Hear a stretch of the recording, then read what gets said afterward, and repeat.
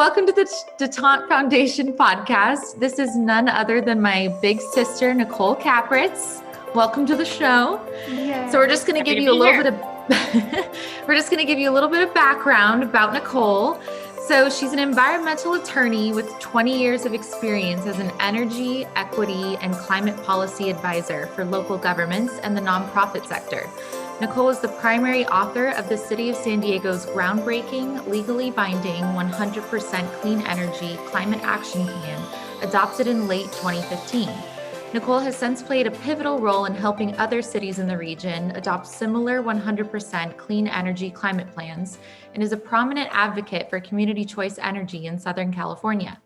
Nicole was appointed to the California Strategic Growth Council effective August 22nd, 2018. She was named a New York Times Top 10 Californian of 2016. Nicole's duties as founder and executive director of Climate Action Campaign include overall strategic and operational responsibility for the organization's staff, programs, expansion, and execution of its mission. A little bit about my big sis. Wow. So great. Hi, guys. Hi. So I think first things first, Lisa wanted to kind of ask you about the overall mission and initiatives of Climate Action Campaign, so our listeners can kind of get a background. And Yes. And first of all, thank you so much for doing this with us today and being on the podcast. And I know just what an influence you've had in Taylor's life and what an incredible sisterhood the two of you have. Mm-hmm. And how amazing for, great women doing great things. And you both are certainly two of those. And, I am so enthralled by what you do. And it's just absolutely so meaningful in our world. And so for you to step out and start this organization and take the initiatives that you have. But before we go into that, I want to just go back a little bit into your background, because I know you went to Vermont Law School. Mm-hmm. And I have always loved Vermont Law School because they're one of the few in the United States, I know mm-hmm. for sure, that have a food policy program. So, one of my beliefs is just this need that we need great lawyers, that to really effectuate change, we need to change policy. Mm-hmm. And that Vermont Law School is really at the forefront of that in a mm-hmm. lot of ways. So could you just speak to that a little bit, and just what got you into law and mm-hmm. into environmental law and policy? Okay. There's a lot to unpack there. Yes. So first of all, my little sister better have been influenced by me. Otherwise, I'm not doing my job. That's the job of the eldest sibling, help influence her younger siblings. But no, I'm very proud of her and excited that you all are partnering in this effort. So the mission of our organization is simple, which is to stop the climate emergency. And the way we do it is through effective policy action. So yeah, we are in the trenches trying to make change through passing bold climate policies, which also means, we're in the trenches of politics, because there's no divorcing public policy from politics. So it's a grueling but ultimately rewarding effort, and obviously an essential piece of the ecosystem of change, right? There's many different facets of how you can make change. But needless to say, it's absolutely essential that some people are willing to go into the snake pit of politics and engage and really push up against powerful special interests and kind of inertia. Frankly, it's a whole other side of this equation, and ensure that, we are actually passing policies that will transform our economy from polluting fossil fuels to clean energy. So how I got into this line of work, is perfect for this podcast, because it's really because of my dad. What had happened is that I was I don't even know if Taylor knows this, but I was not very successful in my first year of college. And I was sort of just flailing around, which is, if you knew our dad, was not acceptable. I was enjoying the freedom of not being under my dad's wing, But at the same time, he was like, well, wait, what am I paying for here? Like, you don't seem to have any direction and your grades are not great. And so and again, Taylor will totally appreciate this, took the initiative to find me an internship in Washington, DC. Yeah. I mean, he had mapped out my life for me, of course. It didn't turn out that way, the way I don't think he expected, but nonetheless, he did, say, oh, I found you an internship in Washington, DC, working for Ralph Nader's organization. And he didn't even know, he basically had a relationship with them through his own plaintiff's attorney's work on products liability. And so obviously Ralph Nader's known as a consumer advocate. So there was synergy there with some of his work. So he just begged them, can you take my daughter for a summer? And I don't care where you place her, because there's a lot of different consumer initiatives under this organization.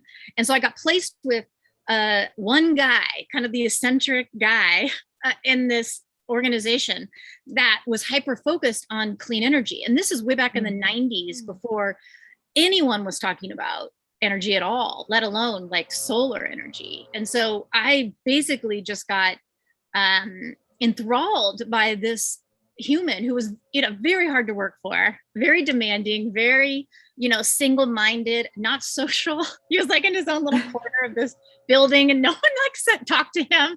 But for me, it was like kismet, because I needed that. I needed somebody who was so singularly focused. And he, I was willing to do the work. So he was like, he was grouchy, but he was like, all right, she seems like she's willing, she's willing to put up with me. She's willing to do the work. So he just started educating me about the ways of the world. And really, I mean that in the sense of like, how the economy works, how national security works, how corporate power works. And he just kept impressing on me how our oil and gas based economy is oppressing so many, not only countries and people, but also just oppressing the environment. I mean, just through pollution, and that this was impacting every facet of our lives, and how, we had to take on corporate power, and we had to expand democracy and civic engagement. We literally would walk the halls of Congress, because this is before the days of email, by the way. I know that's how old I am, how much older I am than Taylor. And he would just drop off letters. That was his way of like, making his voice heard. So as we were walking the halls of Congress, he was just talking and just kind of overwhelming me with information, but in a good way. I soaked it up. I lived for it. I went back to college and I immediately signed up for an activist organization on the environment. And I started knocking on doors. I just went door to door, which is like, I never in my life thought I would ever do. Like, who are these crazy people who would knock on doors? And I'll never forget, because there was a big initiative in California at the time called Big Green.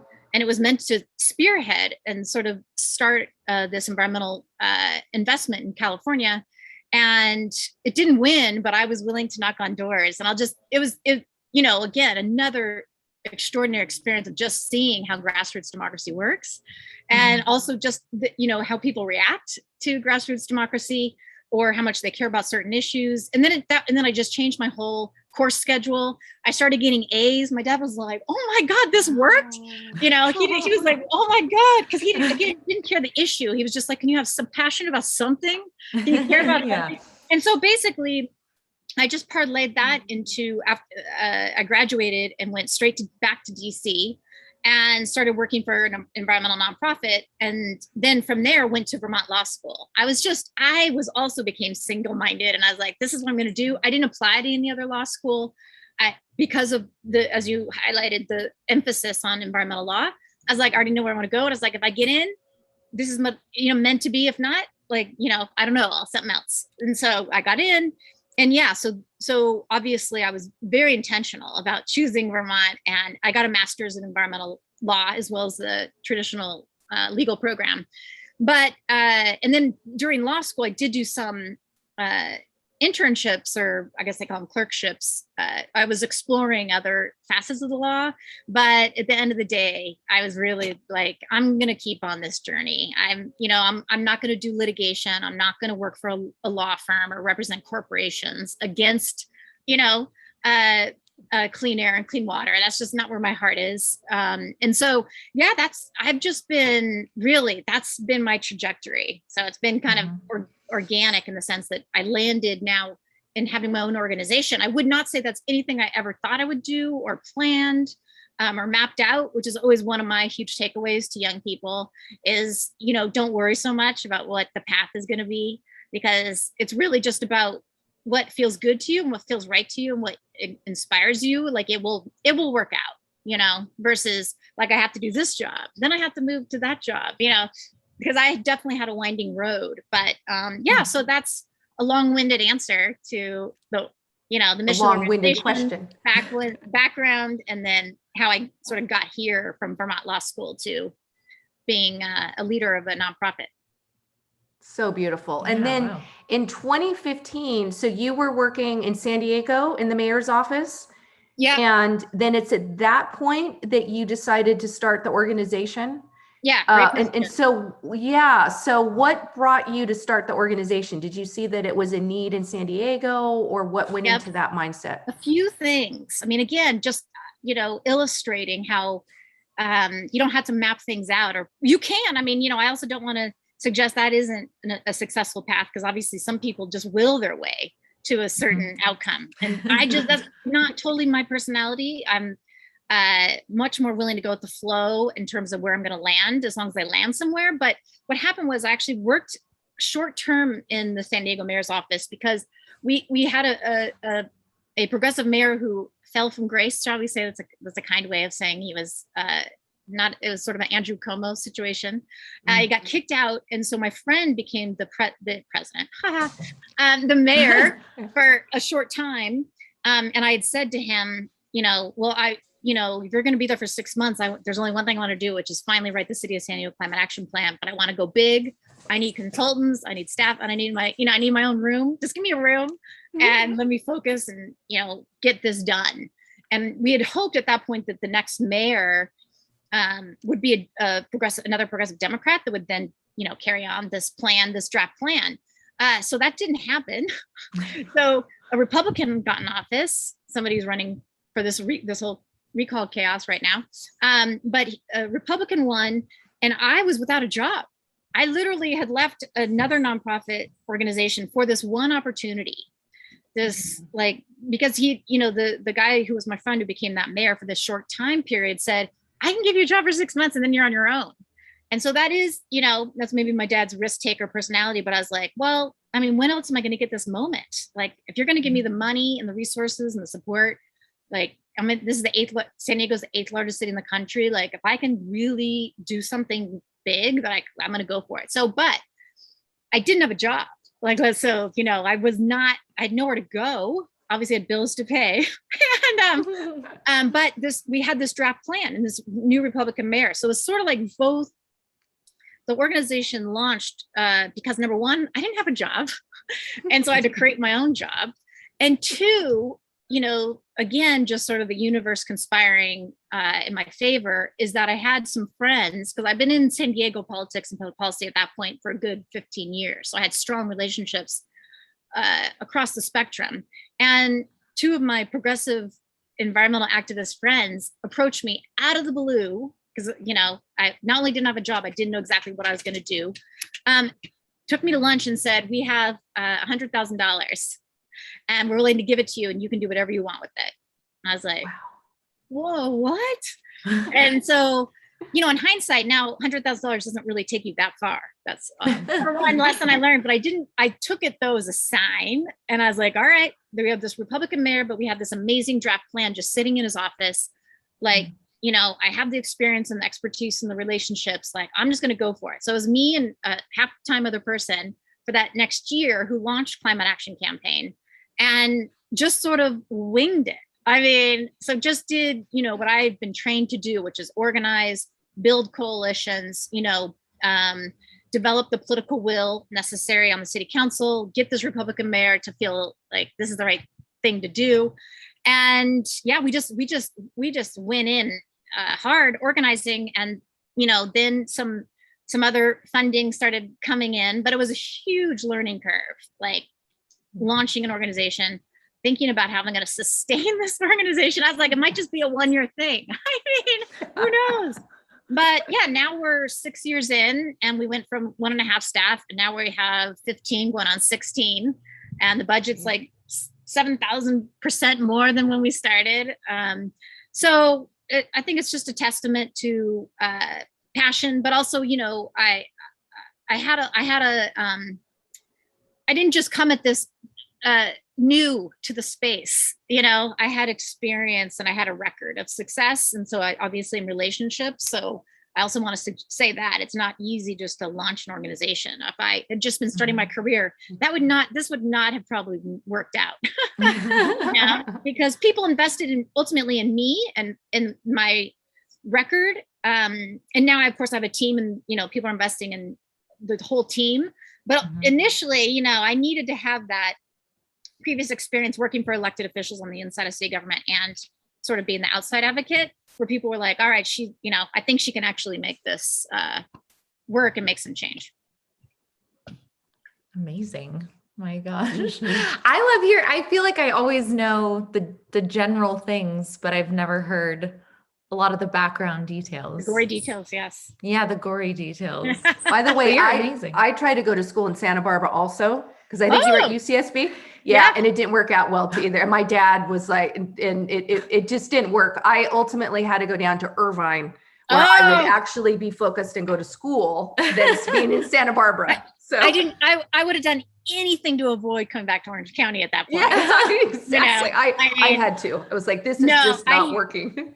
My dad probably would have, at some point, he might have suggested that, but I would have done anything in my power because, it's natural to want to leave your hometown and get a new experience, but that's funny. Yeah. There's lots of distractions at UC Santa. Yes, exactly. And then I think that's so great. I think for young people too, is that it isn't always because I was kind of the same way. And then I just got on this trajectory. And then when I, found that or it found me, then it was just a go, which is so wonderful, Yeah. And you got to be willing to kind of not be okay, not knowing, be okay in the comfort, in the uncomfortable place of not having control, and just kind of trusting that it's going to manifest. There's just a lot of different forces in play that you're not really responsible for. And so, but if I'm just a person, and again, Taylor knows as our dad, puts the nose to the grindstone and just works really hard. And I do think that it pays off. People are watching. That's what I always tell my young team too, is like, there's so many people who are just sort of feeling you out and seeing how you react to hard situations, your resiliency, like how your dedication, just when you're in this high profile position, there's a lot of opportunity, and there's just a lot of opportunity to for people to say, I'm not sure. And that was hard for me. That's something I want to highlight in case folks are listening who are more of the activist bent like me, was even when I went on the inside of City Hall, I was not a natural fit, dealing with bureaucracy. I'm somebody who's like, let's go, let's do it tomorrow, let's get it done. And bureaucracy is like, let's study it more, let's slow down, let's explore different pathways. That is not my, so there is like, a huge learning curve for me, and just navigating politics and people who I didn't agree with and people who were slowing down some of the initiatives we had, even when I was working for elected officials, and maintaining, keeping my cool,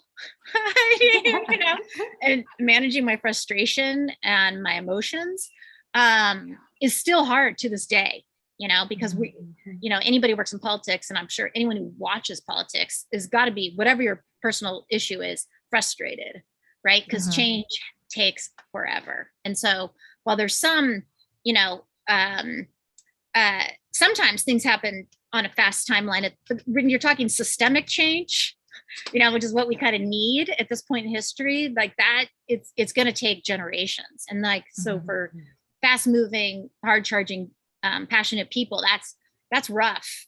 And, just on also staying in the political space where literally, that's what I say to my team too. One day you're in, the next day you're out. In politics, like, they're fickle.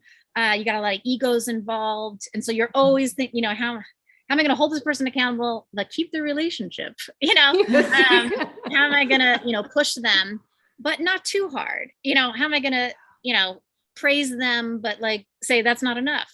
It's just, and then the chessboard of politics is just, exhausting, honestly. It's grueling, but it's, it's the best game in town if you really want to like see a concrete, again, on a community wide scale. That's kind of where the action is. And so it's interesting for me to watch young people come up through it and experience it for the first time. I'm like, you need a day off.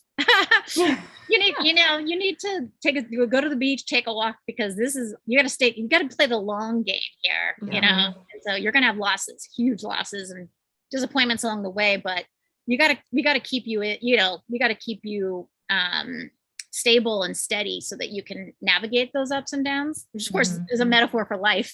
Needless to say. But so I often will say to Taylor and to lots of people, it's a marathon, not a sprint. It is like, and we talk about, the work we do, it's a lifetime. I mean, it is a lifetime dedication to do it. If you can, there's a lot of folks I know. Oh, sorry, I didn't interrupt. No, go ahead. There's a lot of folks, I've again been in this game over 21 years now. So there's a lot of people I know who are like, see ya, I'm going to go do that way easier job. And I completely understand, because the emotional toll, just like, I feel like the DNA of my body has changed. It was like, how much stress are you going to put on me? And so it is.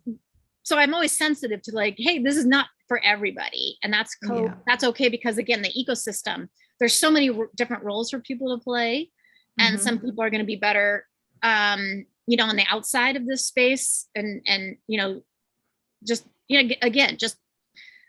as long as people are still helping to elevate the issue and keep it, front and center, like there's a space for folks in lieu of just completely walking away from, the passion.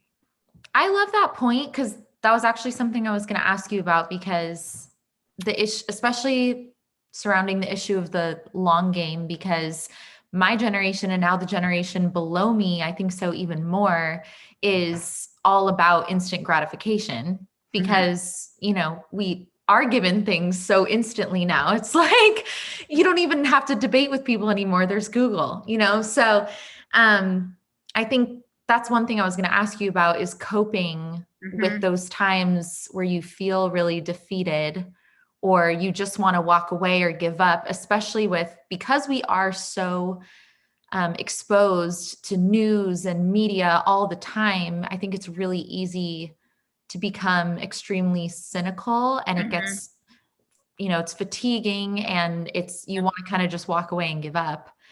So do you have any, you've already given so much advice, like take the day off, go walk on the beach, go do something that'll, so you can come back the next day and keep fighting the fight. But do you have any other suggestions as well for kind of coping with those emotions or those? Feelings? First of all, everybody's different. So I would even say, like, even if you have to get out of the intensity of being an activist or in that space where you are kind of a leader or people are counting on you, it's okay to step away for a while and come back. Because Taylor, when she was a kid, got to visit me in Buenos Aires, Argentina, because I needed a break so bad that I left politics and a job. So you can see I have a pattern here of I am a risk taker, that I just couldn't, I was not myself anymore. I was so jaded and I was not looking at things.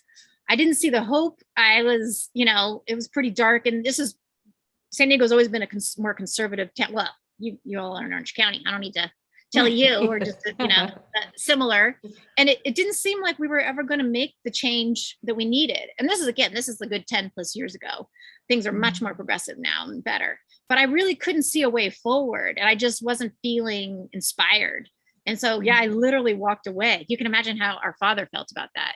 This was not viewed, not viewed as a wise choice. And I was, and so I told our dad, oh, I'll be gone for like a month. And then I called, I'll be gone for like 3 months. And then I was, and I didn't know I was going to do this, but I needed even more time. I needed a full year. So actually we had a falling out because he was so upset, and he's just like, you're ruining your career. You're never going to get back in this game. People are going to forget you. You know, like you're making a mistake. And I had to just kind of really center myself, and just, obviously this is part of becoming a full adult, but I was like, I appreciate and respect you, Dad, but, and I didn't say, it didn't actually, the conversation wasn't that mature, but I had to do what I needed to do. And I needed 2 years off politics. And then, and I learned yoga. Taylor probably remembers that. I mean, she was a kid, so she didn't know what the hell was going on. But although she had an awesome time with me in Argentina, It was so much fun. Yoga, and I was just completely, like, totally off the train of politics and organizing advocacy. And then after 2 years, I was like, okay, I'm ready. And everyone, I mean, it wasn't just our dad. It was a lot of folks, a lot of my peers too, were like, you got to come back. You got to get back. Like, you know, you're missing relationships. And I don't know, my gut told me it was going to be okay. And I got a job like right away, you know, and that's another thing I want people to, that's what I meant about how it might be a winding road, and for other people could be, obviously they find a partner, get married or not, and have kids. I mean, you know, they need to be a mom for a while and not be in the workforce. That's okay. I mean, what I gleaned was that when I came back after 2 years, everybody remembered me. It was like I was never gone. I mean, frankly, because to the point of politics moving like slow as molasses, like almost nothing changed on the issues I've been working on. So I just fit right back in. It was like hand to glove. And so again, it's just like a reminder that it doesn't have to be this. It doesn't have to be a straight line. It's, you know, and so yeah, that's obviously, like, not everyone, that was a luxury and a privilege that I could do that. At the time you could live in Buenos Aires for like $100 a month. It was, I mean, you know, it was kind of crazy, but it's still, I acknowledge and want to acknowledge that, like, I had this privilege of being able to take a little bit of time off. But my point is, if I had still needed to work, I would have, and I did, like, I became a nanny for one of my girlfriends who had a child and I moved to Seattle. She was having some postpartum issues, and I was like, I can help. I don't have a job. So, like, I was willing to do anything else just to make some money and, like, survive, just to reset myself. And so that's one way to, you know, just always be willing to do what you need to do to take care of you. Because if, you know, it's the old adage, if you can't take care of you, you know, first of all, nobody else will. And second of all, you're not able to give, really, right? And so I think that was a really critical learning, a lesson for me, and what I would pass on to other people, and in whatever way that manifests for them, and where they just, again, it's either stepping away from that space, ideally coming back, but it's okay even if you don't. Let's see, what other advice would I have? I already mentioned all the ways of, like, taking, you know, some shorter term daily self-care. I mean, Taylor knows, you know, I'm the first one to watch trash TV. I mean, the minute, this is also something I'll admit, and I don't mind. All day, obviously I'm working and, like, intensely, you know, involved on Zoom calls, whatever, you know, political discussions, but I read People magazine online. I read all the gossip, because it's like I need that distraction, and it's like zero thinking, or it doesn't even relate to me, so it's even better. You know, I can just live vicariously through other people's lives. That is so critical to me. So if you looked at my tabs open, you would see all these, you know, climate related, you know, New York Times, LA Times, whatever, all these news sites. But then you'd also see all these gossip sites. Real Housewives. I'm like, let's just watch a clip of Real Housewives, you know. Exactly. Because I just need, but that's a daily thing, you know. So anyhow, everyone has their own thing that helps them, but I do think that's another way to manage it, long term, short term. Okay, so even more specific question too is what you would say to young women navigating this world, particularly that want to fill leadership roles or start organizations and initiatives like you did. Yeah. you have to really want it and I wouldn't say I crave being a leader. I crave making a difference. So I feel you have to crave less being a leader, more like this is truly what you feel in your bones you were meant to do. Like where you feel like this is where your strengths and your personal mission align. You know, it's and you know what I always tell people is I can't believe my career, I get a decent sized paycheck for doing what I personally and passionately believe. Like not there's like 1% of the world population that is able to do that. I know it's I'm hugely privileged in that way. And but I do think there was, you know, again, like I said, there's always multiple forces. I didn't arrive here on my own. You know, our parents are responsible. So many, you know, I'm a white, hyper privileged person. I mean, there's so many advantages I had, and that you always want to acknowledge and respect. But there is one piece of it that, of course, there's still some part of you that has to make it happen, right? In addition to all those other forces in play, that you have to really, in your heart and soul, like in your bones, feel like this is something worth fighting for. You know, and whether it's in the activist world or, you know, in the environmental world or another space, it almost doesn't matter. But if it's really not your passion, it's just my personal belief. And I like, number one, I believe it's your personal passion. The pathway will unfold, as you were saying, Lisa, it did for you. Like things then sort of, the universe conspires with you, for you. Yes. And then, even though it's scary, and I'm sure you had similar experience where sometimes it wasn't clear with that, how that was going to happen, but it just does. You have to have till last week. Yeah. And then, but if you're not really doing what you want to do, because imagine being a leader of an organization or corporation, a company of some kind, and it's not really what you want to do. Like you only have one life. Like at the very least, like only do that for a short time, glean what you can out of it, learn what you can from it, and then like keep working towards like what you're really proud of, and that really like, you know, motivates you. Because otherwise, I'm not sure, you know, what's the point, you know? Yeah. So yeah, but the other thing I want to, of course, acknowledge and highlight is that, you know, we still live in a patriarchy, and, you know, in public policy and politics, ego filled, drama filled. I mean, you know, but this, yes, we do. You know, I mean, there's a lot of patronizing, you know, men out there still. There's a lot of men who just never give up and never want to give up power. Right. And so they're just holding on for dear life, even though you're like, shouldn't you be retired by now? Like, don't you have enough? You know, that probably happens in every field where it's like, it's just come on, like pass the torch and, you know, open doors. And, and that's something I would say to women is like, you really have to have your eyes wide open.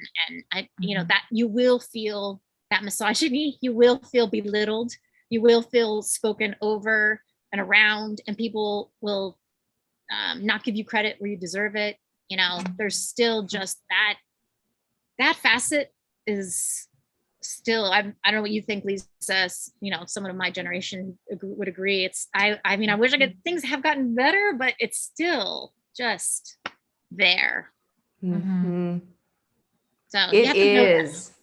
Yes. And exactly those things you're saying too, about to be able to kind of tend to that, like what that kind of sets off, because it can set off that, you know, what am I doing? You know, or that insecurity or whatever it is. And Taylor knows this too. You know, last year I was talking with someone and talking about a topic that's very important to me. And he asked some follow-up questions. He said, explain a little more what you're saying with that. So I explained it to him. And he came out with a book last year all about it. And so, yeah. And so now he's being hailed. Right. Yes. And so I really I haven't said anything about it. I won't, you know, but it was just that, wow, you know, like, how do we, at least for myself, so how I deal with it is I go, you know what, let me be the best person I can be. And let me, you know, try to not get too consumed with these things that are frustrating and painful and demanding. And, but that it takes a lot of effort and, and sometimes that time away. Yeah. No, sorry, I interrupted. No, go ahead. No, I'm with you. And I feel like those are the internal conversations I have. You have to decide, like, is it worth the fight? And then unfortunately, though, I probably sometimes is. And I always admire women who do actually stand up and say, this is not acceptable, and take a hit in their career, in their personal life, in their reputation. I mean, we see this, I think we see this daily still. So it is that balance. It's like, meaning you don't want to discourage someone from sort of standing up and challenging someone or confronting someone.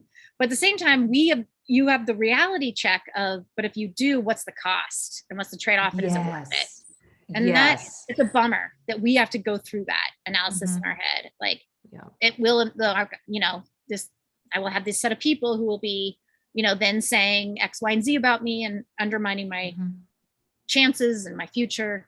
But at the same time, it's like, I feel, Taylor and I have a 5-year-old niece. I feel like, but I mean, do I really want her to enter the same world I'm entering? Yeah, exactly. Well, and I was just thinking the same exact thing about Taylor, because then also within my organization and with young women in particular, and it was just over the summer, I took 2 weeks off and we had so much going on. And I said, I am going off the grid. And so I had to get away.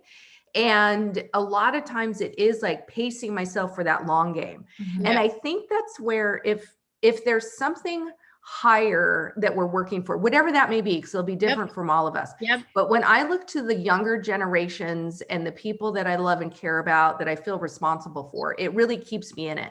Of, okay, let every breath I take, let me do the best that I possibly can. And then when I'm going off the rails, pull back, take some time.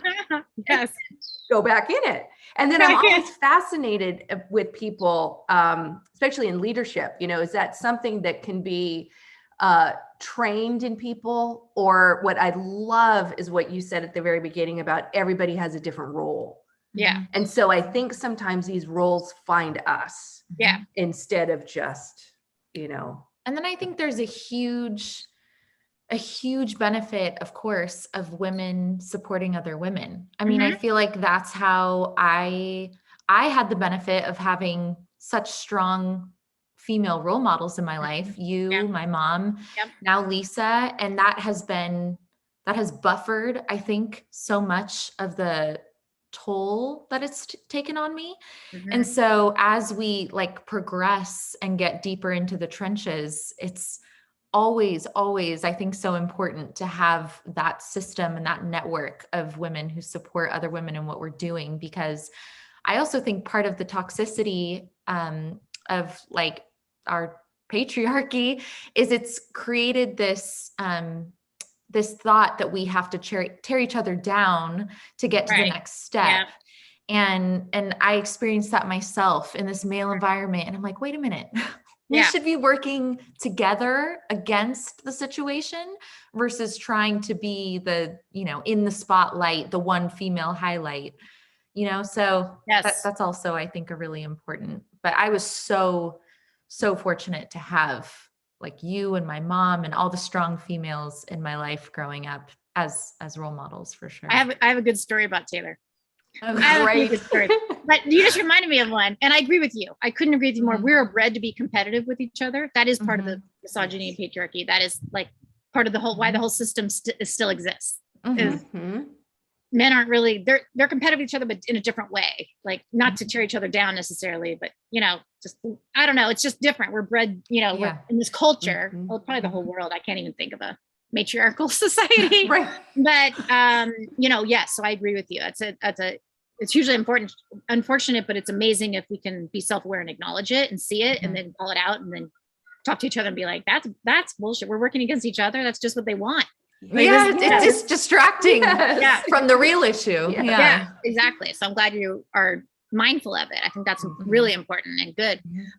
So I'll never forget one of my best moments with Taylor was she was, I don't know how old, 10 or 11, maybe 12. And she was into dance, which is awesome. But then she was talking about how she wanted to become a cheerleader, which admittedly your mom was. So that's fair. That. I mean, and there's nothing unnatural about that. So I don't know. But needless to say, I was like, how am I going to stop this? I said, Taylor, because she was always very smart and, analytical. So I said, well, Taylor, do you really want to be on the sidelines cheering on boys? Oh, like they should be cheering you on. And he was like, I'll never forget. She paused. She's like, yeah, no, I do not want to do that. My life is accomplished. I was like, think about it, because the boys aren't on the sidelines cheering on girls' sports. Wow, that's fantastic. She like totally, and I was like, my job is done. Big sisterhood. Yeah, that's awesome. That's fantastic. I don't even remember that, but I love that. And I've never heard that. What a great thing to say. And It was kind of one of those moments that I remember, of course. I mean, I have lots of them, that on that side of like, is that really, and I don't really want to demean anybody who does that, but I have my own personal bias, and I was like, no, we can do better than that. I love it. Oh, gosh. Yeah. And then you raised something else that I thought was important. Now, of course, I forgot it. Oh, I was just going to say, and Lisa, it sounds like you are playing this role as well. And sometimes in terms of strength, and I think your mom would agree, I think Lisa would agree, it's our own survival, right? I mean, it's not necessarily, but I think there is a side of it, which is like, you do want to model that, like you can survive, like no matter what is thrown at us. If we're making it through, you can do the same, right? I mean, like there is that element. So hopefully I'm glad that you feel you have people in your life, women that can demonstrate. Absolutely. And then, we had a dad that encouraged the idea that we could do. I mean, that was the irony.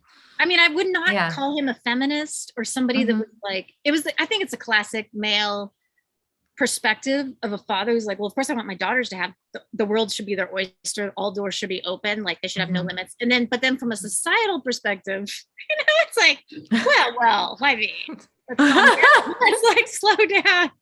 Yeah. But I think there's probably a lot of men who have their own special path for their daughter, but like not necessarily all women, Yeah. It's funny because my father was exactly the same. Like there's so many similarities. And it was this thing of, I was never told I was different because I was a woman. In fact, it was like, you can do anything. Yes. So it's in 6th grade, I wanted to be the first female justice on the US Supreme Court. Like I was like, I can do this, and it was just that to have that encouragement. And, that's awesome. There's always that, which makes for such a unique perspective when we're doing this type of work in the world. Yes. Because I too, and I think it was like in 2008, just completely got burned out and was like a, partner of my law firm and kind of the same thing. I just walked away. Like I was so burnt out, and then went to India and went all kinds of things. Awesome. And then everybody, and it took probably a good year or so, we're just saying, let her just rest and she'll come back. But I think that learning what I love is sharing our stories with each other, like sharing the realities. Cause sometimes it's easy to look at things and think everybody has it all together. Yep. Or everybody's doing it already, so I don't need to. But when we do things like this podcast and get to know each other and share the life experience, there's just such a strength to call upon. Yes. And then we know that we can do whatever is needed of us in whatever way we choose. But to be able to manage, and I think it really ties into being a woman and a young person and then aging. I mean, that's a whole other weird thing that you end up going through, to be, how you stay in it despite what your age is, and so there's just all of these things to really share with each other and really walk through as a community together. I think is hugely important. Yeah. Yes. Love that. Absolutely. And, because that's why I guess, at the beginning, Taylor, I appreciate that you read my bio and stuff, but I feel like that's a sanitized version of my life in a way. And that's the nature of bios. So it's not there's nothing wrong with it. And it's, the usual, it's totally fine and normal, but it doesn't reflect, the bruises and the scars and the challenges that I had to go through to even, have this organization and be thriving in a way that even I honestly didn't know what happened.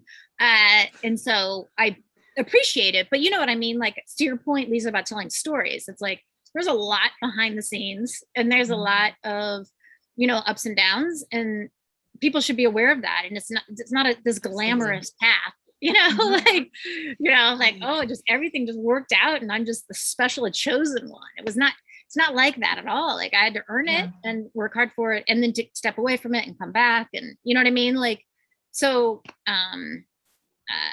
so I concur. I reaffirm that idea of storytelling, of just like, there's a lot, of messiness. Yeah, absolutely. And I think hearing that for people like my age and, younger generations is so important, because sometimes, especially with social media and things like that, we do only see the highlights. Yes. We only see, and then you only hear, oh, well, to get here, you just have to keep grinding. You just have to keep your head down and keep grinding.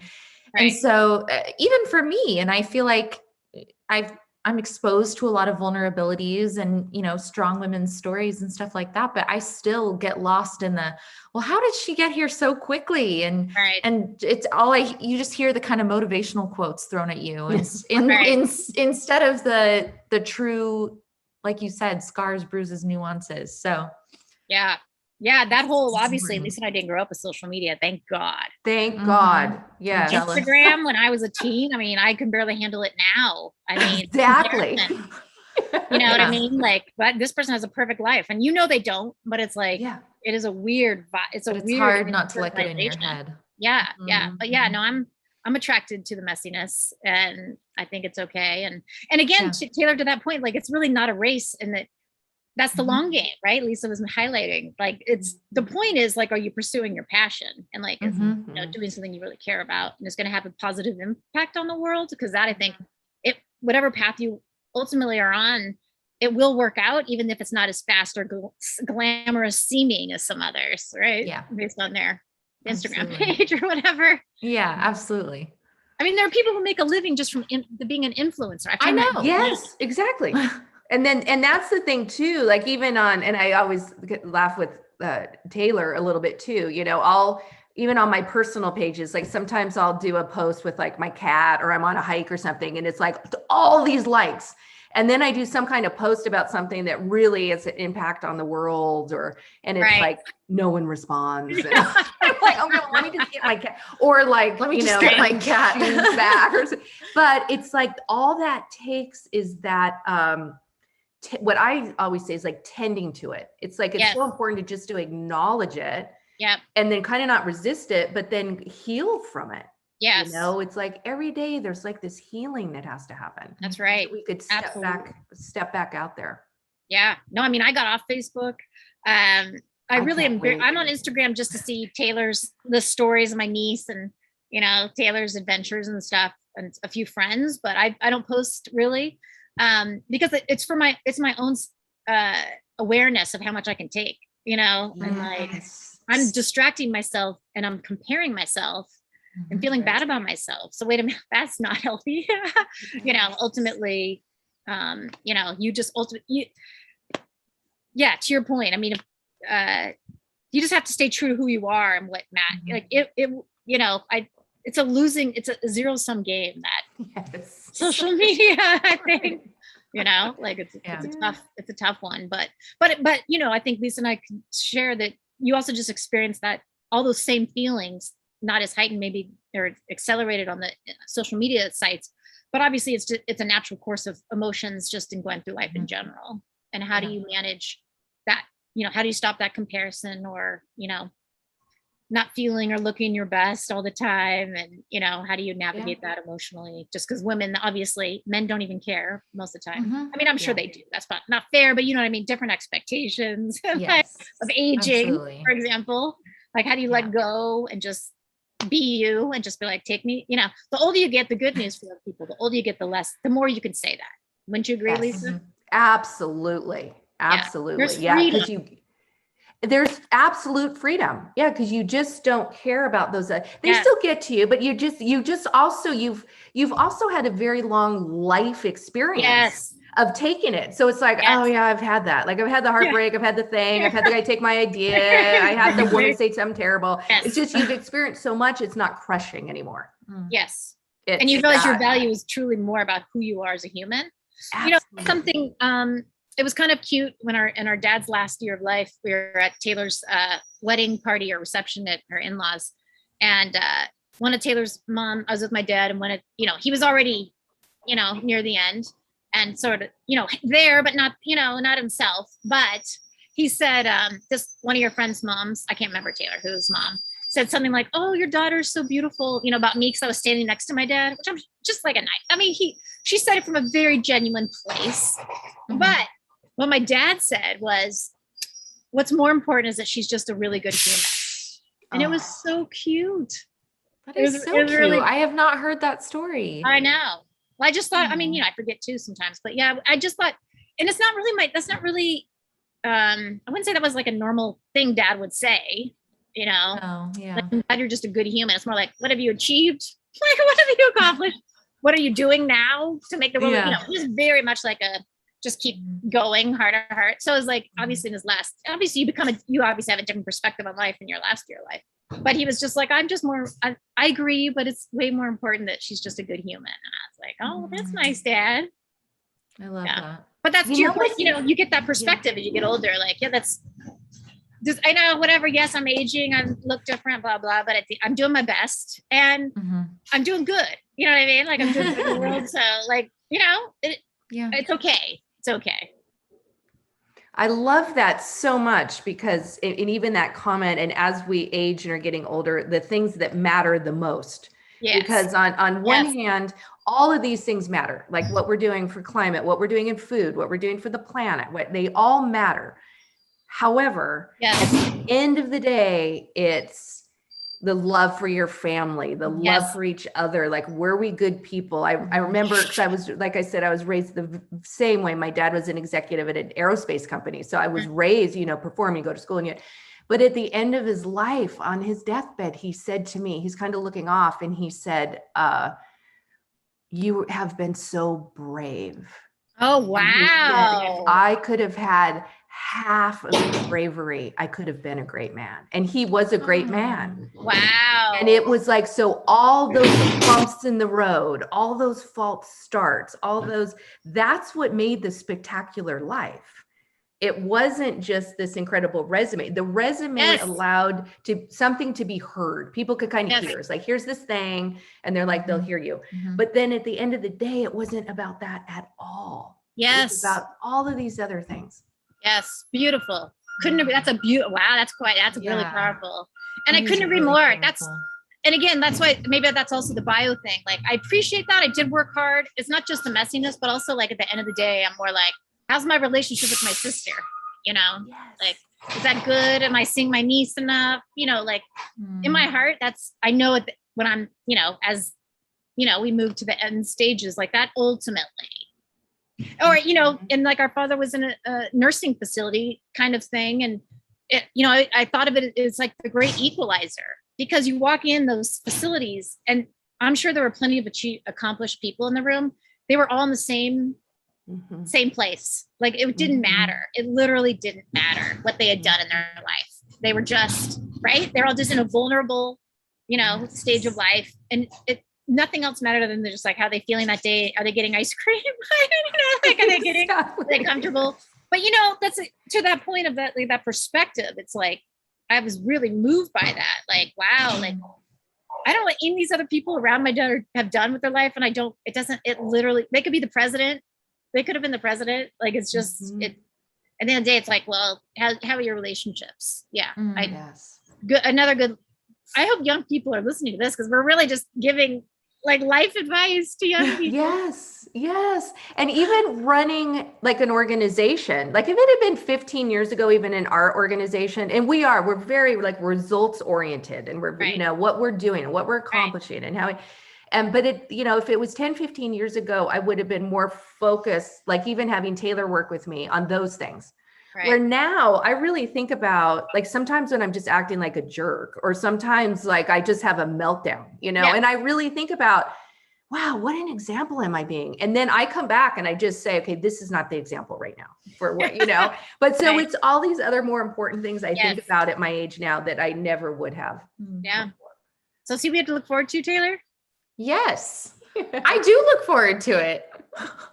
Yeah. No, Here's- but I so appreciate you coming on and you being so open and honest and vulnerable, because I think that that's more of what we need in the world. Mhm. And I think my generation, every generation I think is moving further in that direction, but at the same time, like I said, we still have the kind of appearance of things in a lot of ways. That's what we see the majority of the time. So I so appreciate this. This was like one of my favorite podcasts we've Me done for sure. too. I know I'm biased, but this is for sure one of my favorite conversations we've ever had. Oh, well then, I mean, that makes me happy. That's all I need to hear. Yeah. Oh, but I'm just proud of you guys and excited for what you guys are doing and can't wait to continue to work together Yes. Thanks, Cole, Yes. for sure. and grow together, sure. right? And Absolutely. partner and support each other. Yes. Absolutely. Women supporting women. Great. We love it. All right, Cole. Thanks so much for being on. Thank you course. so much. Yeah. Thank you for everything you do and for being who you are.